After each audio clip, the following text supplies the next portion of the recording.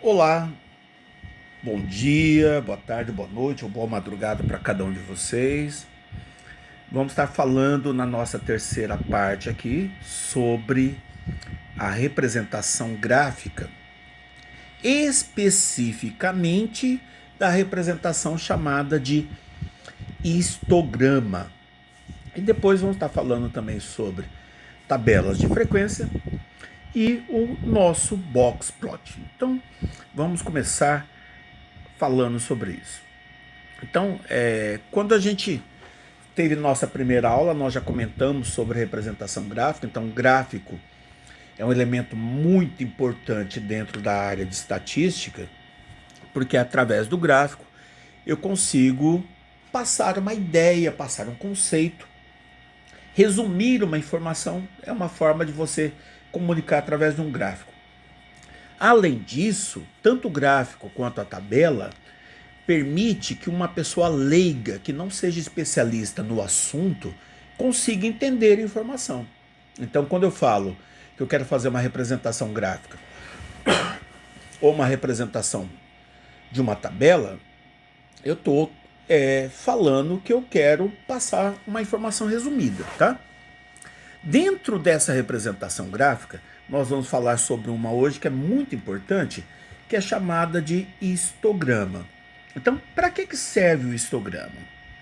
O histograma ele serve para que eu consiga entender como está distribuídos os elementos de uma amostra. E eu quero que esses elementos sigam um comportamento que é da curva normal. A curva normal, ou curva de Gauss, caso você não saiba, ela segue mais ou menos esse comportamento aqui, ó. Ela parece uma boca de sino voltada para baixo. Essa é a nossa curva de Gauss, tá? A curva de Gauss, quando eu vejo que os meus elementos seguem esse comportamento, eu digo que os meus elementos têm uma distribuição chamada distribuição normal, tá? Uma distribuição normal, ela é importante na estatística porque eu consigo definir um mundaréu de técnicas que podem ser aplicadas para essa minha amostra. Se a distribuição não é normal, eu vou ficar limitado na quantidade de técnicas que eu posso utilizar ou não, tá? Então, para que você consiga então trabalhar melhor dentro da estatística, a gente tenta identificar se os nossos dados seguem uma distribuição normal. O histograma, ele não vai estar exatamente desse jeito. Quando eu falo que eu quero fazer um histograma, eu vou fazer a contagem dos elementos olhando intervalos. Por exemplo, supomos que eu esteja lá fazendo uma análise da quantidade de alunos dentro de uma escola, tá? Em relação às suas idades, E aí você vai dividir as idades o seguinte, ó. Supomos que eu quero analisar quantos alunos eu tenho lá de 8 até 10 anos, depois de 10 até 12 anos, de 12 até 14 anos, de 14 até 16 anos e de 16 até 18 anos. E aí você observou que nesse intervalo aqui que vai de 8 até 10 anos, a quantidade que você tem é uma quantidade pequena. Vamos supor que você tenha lá, por exemplo, 20 alunos, tá? Então eu tenho lá 20 alunos, eu consegui observar que dentro desse intervalo aqui de 8 até 10 anos, nessa minha escola tem 20 alunos. Só que, então eu fiz aqui um retângulo aqui, ó, né? Eu fiz aqui um retângulo com altura 20 para indicar justamente esse intervalo. De 10 a 12 anos, eu consegui identificar que tem uma quantidade um pouquinho maior. Eu fui lá e fiz a conta e descobri que tinha 28 alunos, tá? De 12 até 14 anos, a quantidade era um pouquinho maior ainda. Eu consegui descobrir que lá nessa minha escola possuía uma quantidade de 35 alunos. De 14 até 16 anos, eu descobri que a quantidade caiu. Era aproximadamente 20 aqui novamente, ó, tá? E De 16 até 18 anos, a quantidade era bem pequenininha, uma quantidade menor ainda que 20. Então, esse gráfico aqui que tem essas barras é chamado de histograma e ele representa para mim a distribuição de frequência dentro dos intervalos ali, ó. Então, olhando o histograma, eu sei que o intervalo de idade ali que tem mais alunos é de 12 a 14 anos, porque o tamanho do retângulo ali é maior que os outros. E aí eu gostaria de saber também se essa frequência desses alunos segue uma distribuição normal ou não. Como que você faz? Simples. Pega bem o meio de cada um dos retângulos ali, marca um ponto e depois tenta fazer a união desses pontos. Se a união desses pontos aí lembrar aquela curva que eu falei lá, né, da boca de sino voltada para baixo, eu posso dizer que eu tenho uma distribuição do tipo normal, tá? Caso isso aconteça, é muito bom para que a gente consiga fazer um acompanhamento estatístico bem confiável. Caso isso não aconteça, eu vou ter que buscar alternativas para poder trabalhar com esse grupo de dados, tá? Mas essa é a função principal dentro do histograma. Aqui eu vou mostrar passo a passo como é que você constrói o histograma. Então, eu já montei ali o exemplo, mas agora a gente vai explicar passo a passo. Então, primeiro, você teria que fazer a coleta de dados. Então, nesse exemplo aqui especificamente, eu estou pegando a idade de 50 pessoas. Então, fui lá no grupo e perguntei para cada uma delas qual que era a sua idade. Ó, né? Então, primeiro falou que tinha 25, depois 32, 28, assim sucessivamente. Tá? Qual que é o segundo passo? O segundo passo é você estabelecer quais são os intervalos que você quer trabalhar para poder fazer esse cálculo de frequência. Aqui nesse caso a gente está escolhendo de 4 em 4. Ó, né? Então de 20 a 24, eu fui lá e contei quantas pessoas falaram que tinha idade de 20 a 24. Ah, 3. Depois, de 25 a 29, 8. Depois de 30 a 34, 8. E assim sucessivamente, tá? Então, você foi lá e calculou as frequências de acordo com os dados que você coletou. Então, eu coletei lá e verifiquei que essas eram as frequências dentro de cada um desses intervalos. O terceiro passo agora é fazer essa construção do histograma dentro de cada um desses intervalos ali, ó. Então, vamos anotar aqui novamente. Deixa eu diminuir.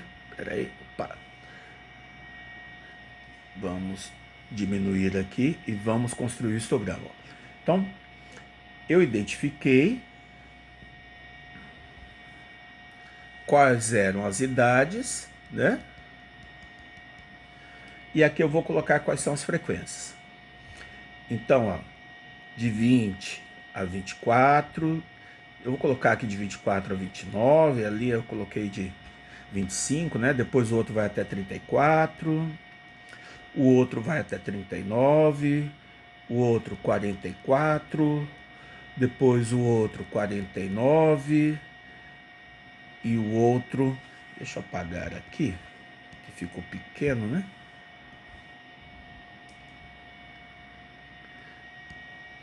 O outro até 54, tá? Aqui estão as idades.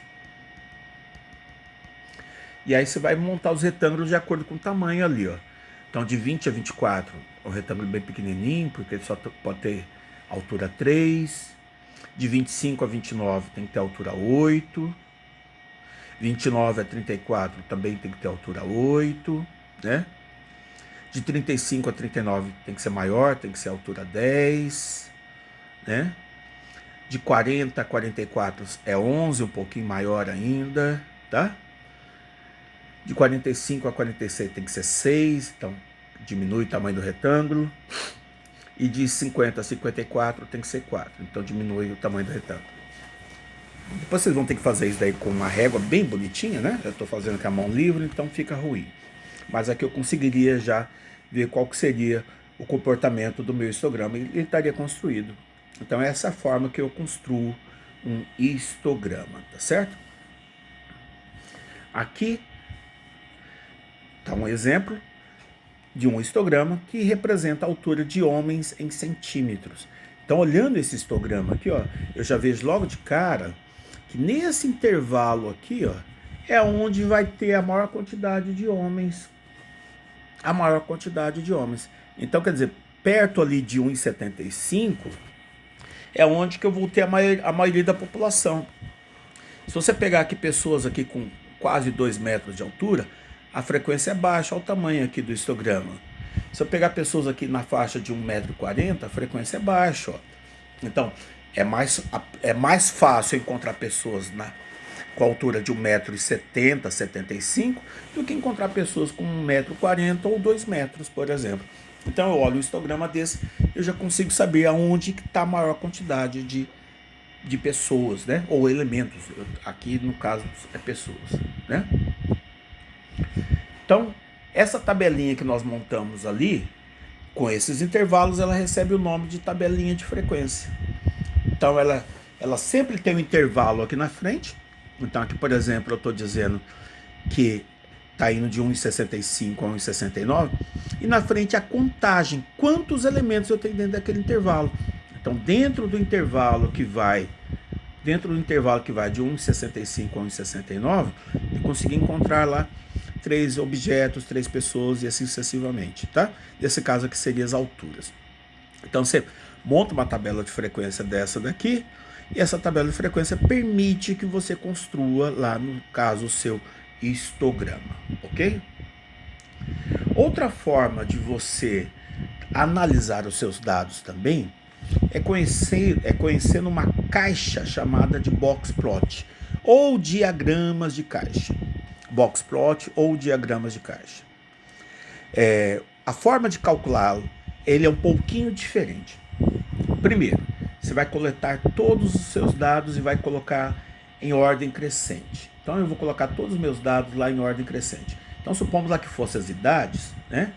Então o que seria lá?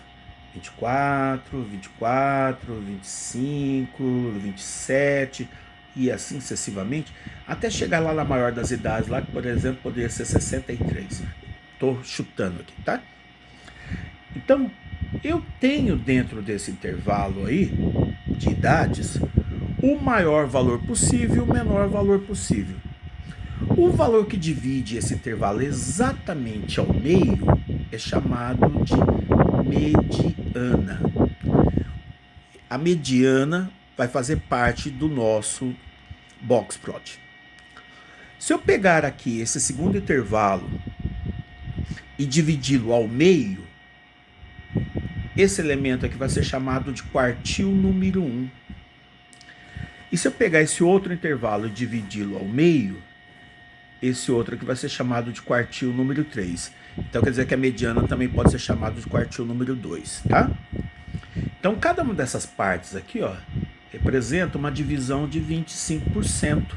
Então, do início até o quartil número 1 eu tenho 25%, do quartil número 1 até a mediana eu vou ter mais 25%, da mediana até o quartil número 3 mais 25%, do quartil número 3 até o final mais 25%, tá? Então, eu preciso conhecer pelo menos esses 3 elementos aqui, ó. O quartil número 1, o quartil número 2, que também é chamado de mediana, e o quartil número 3, tá?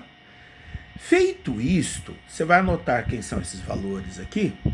Nesse caso aqui eu estou dando valores hipotéticos, tá? Estou chamando o quartil número 1 de 29, a mediana de 35 e o quartil número 3 de 41. Sabendo disso, você vai montar um diagrama. Esse diagrama, ele vai ser construído da seguinte forma. Deixa eu mostrar aqui para vocês. O eixo Y aqui vai representar as nossas frequências, tá?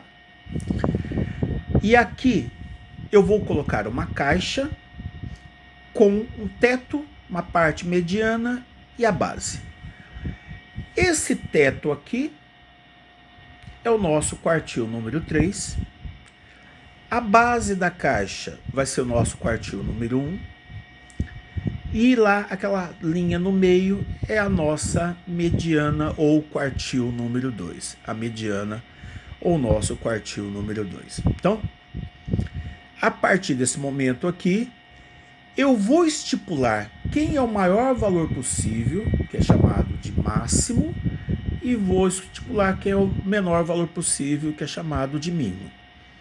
Para que você consiga estipular isso, você precisa conhecer o intervalo interquartílico, que é o quartil número 3 menos o quartil número 1. Se você conhece o intervalo interquartílico, eu consigo dizer quem é o valor máximo e quem que é o valor mínimo. O valor máximo é a mediana mais 1,5 vezes o intervalo interquartílico.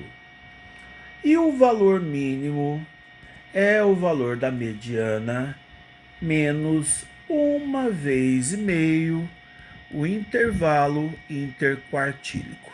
Então, para que eu descubra quem é o valor máximo possível que eu vou ter em uma distribuição e quem é o valor mínimo que eu vou ter em uma distribuição, eu vou usar essa formulazinha aqui. Professor Edgar, pode existir que algum elemento fique acima do máximo? Pode existir que algum elemento fique abaixo do mínimo? Pode. Se acontecer isto, esse elemento é chamado de outlier. Está até aqui, ó. Então, elementos que vão ficar ali fora desse intervalo são chamados de outlier ou viés, tá? São identificados como viés. Um elemento que pode ser um erro ou pode ser um valor raro, um valor aberrante, né? Mas pode acontecer. Então, se eu encontrar elementos que fiquem acima do máximo ou abaixo do mínimo, eles vão ser chamados aí no caso de outlier. Então, olhando o boxplot, nós já conseguimos identificar se existe dentro da minha distribuição algum outlier. Pronto, essa é a nossa terceira parte da nossa aula. Espero ter ajudado a todos e todas. Obrigado e até a próxima aula.